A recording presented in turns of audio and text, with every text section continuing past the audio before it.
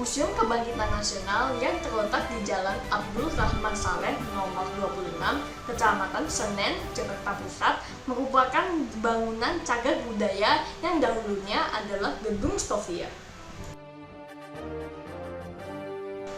Gedung ini dibuat oleh pemerintah Hindia Belanda untuk tempat pendidikan kedokteran kaum Bumiputra. Museum ini menjadi tonggak sejarah kebangkitan nasional Indonesia. Bersama saya Alvaro Deni Sutanto dari Sekolah Murid Merdeka, saya akan mengajak kalian untuk menelusuri jejak sejarah kebangkitan nasional Indonesia yang bisa menjadi sumber inspirasi nilai dari sebuah perjuangan. Merdeka adalah sebuah kata yang sangat ditunggu dan menjadi cita-cita setiap pemuda Indonesia yang telah ratusan tahun dijajah oleh bangsa asing. Merdeka atau mati, kata itu tertanam di setiap jiwa anak bangsa dan merebut kemerdekaan Indonesia.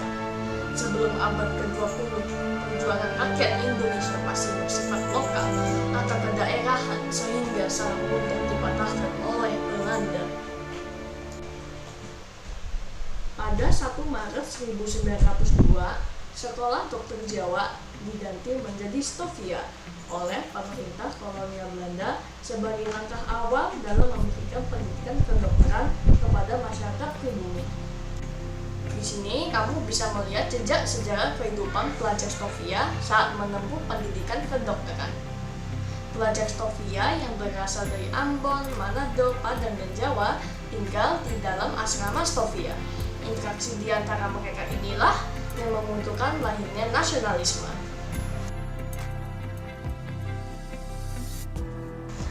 Pada tanggal 20 Mei 1908, sekumpulan pemuda pelajar Stovia merumuskan bentuk perjuangan baru, yaitu perjuangan dengan bentuk pemikiran organisasi yang bernama Budi Utomo. Sejak saat itu, bentuk perjuangan untuk melawan penjajahan tidak lagi mengandalkan kekuatan fisik, tetapi dengan menggunakan kekuatan pemikiran. Budi Utomo menjadi satu penanda bahwa bangsa Indonesia untuk pertama kali menyadari pentingnya persatuan dan kesatuan. Budi Utomo memiliki peranan penting bagi pergerakan nasional di Indonesia, terutama di aspek pendidikan yang merupakan fokus utama organisasi ini. Setidaknya ada 3 peranan penting dari organisasi Budi Utomo, yaitu memajukan dan menyetarakan pendidikan di Indonesia, sehingga semua bumiputra di Indonesia bisa mendapatkan pendidikan yang baik dan setara. Menyediakan studi fonds atau program beasiswa yang diperuntukkan untuk anak-anak bumiputra yang kurang mampu. Program ini masih diberlakukan hingga sekarang, walaupun Budi Utomo sudah tidak ada. Budi Utomo berusaha untuk mempersatukan berbagai kelompok etnis dan golongan sosial di Indonesia. Meskipun pada awalnya lebih terfokus pada kaum bangsawan dan golongan terpelajar, organisasi ini kemudian berkembang untuk mencakup berbagai elemen masyarakat. Saat kita masuk ke ruang pemikiran, kita akan merasakan ketulusan para pemuda yang berjuang untuk meningkatkan kualitas pendidikan. Di sini pengunjung diundang untuk merenungkan bagaimana semangat Budi Utomo dapat diimplementasikan dalam bentuk bela negara di konteks masa kini. Saat ini yang kita hadapi bukanlah perang melawan penjajah, akan tetapi perang melawan tantangan global seperti perubahan iklim, kemiskinan, krisis kemanusiaan, pendidikan yang tidak merata, keamanan siber, dan lain-lain. Jadi, apa yang bisa kita teladani dari organisasi Budi Utomo? Pertama, kita harus membangun sikap toleransi dan menghargai keanekaragaman budaya, agama, dan etnis yang mencerminkan semangat persatuan dan kesatuan. Kedua, kita bisa aktif dalam organisasi yang bergerak dalam bidang pemerataan pendidikan.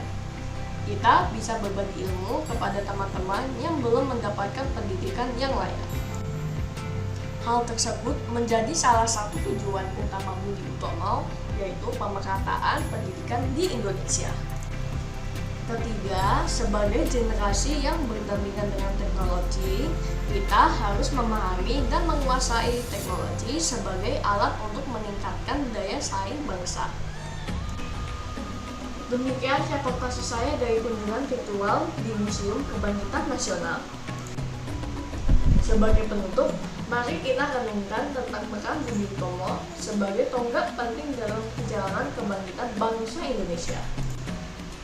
Tujuan dari organisasi Budi Utomo adalah memajukan dan menyatakan pendidikan masyarakat Indonesia melalui pemberian beasiswa bagi masyarakat yang kurang mampu.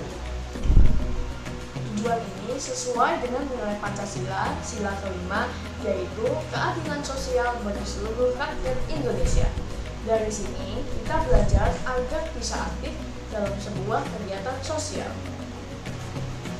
Dengan mengusung nilai-nilai sila Pancasila, Budi Utomo mengajarkan kita arti persatuan dengan berusaha untuk mempersatukan berbagai kelompok etnis dan golongan sosial di Indonesia.